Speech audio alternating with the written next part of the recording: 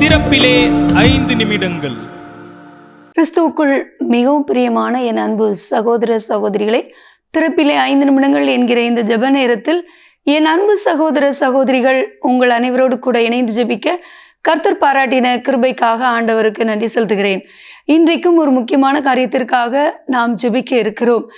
India முழுவதும் மாணவ மாணவிகளுடைய தற்கொலை இதுவரை இல்லாத அளவு அதிகரித்திருப்பதாக NCRB தெரிவித்திருக்கிறது.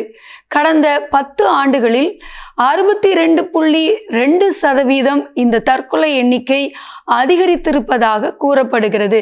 2024 ஆண்டில் மட்டும் 14,488 மாணவ மாணவிகள் தற்கொலை செய்து மரணம் அடைந்திருக்கிறார்கள் என்று கூறப்படுகிறது. இது அதற்கு முந்தைய ஆண்டை விட 4.3% அதிகம் என்றும் கூறப்பட்டிருக்கிறது. மட்டுமல்ல, இந்தியா முழுவதும் எடுக்கப்பட்ட கணக்கெடுப்பில் முதலிடத்தில் மகாராஷ்டிரா மாநிலமும், அதற்கு அடுத்தாற் போல உத்தரப்பிரதேச மாநிலமும், அதற்கடுத்ததாக மத்திய பிரதேசமும், அதற்கடுத்ததாக தமிழ்நாடும் இருப்பதாக கூறப்பட்டிருக்கிறது. ஆகவே இந்த ஒரு சூழ்நிலையில் அதிகரித்து வருகிற மாணவர்கள் தற்கொலை முற்றிலும் தடை செய்யப்பட வேண்டும். மாணவர்களுக்கு தேவையான நல்ல உளவியல் ரீதியான ஆலோசனைகள் வழங்கப்படுவதோடு மட்டுமல்ல, எந்த ஒரு பிரச்சனையையும் கையாளுவதற்கு நம்பிக்கையை கர்த்தர் அவர்களுக்கு கொடுத்து அதை எதிர்கொள்ள பெற்றோரும் ஆசிரியரும் அவர்களுக்கு உறுதுணையாய் இருக்க வேண்டும் என்று ஜெபிக்க வேண்டும்.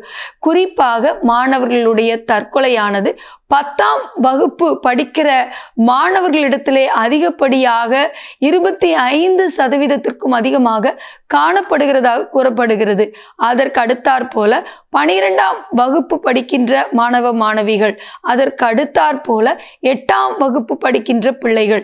ஆகவே இந்த வயது வரம்பிலே தான் இது தொடர்ந்து அதிகரித்து வருகிறது.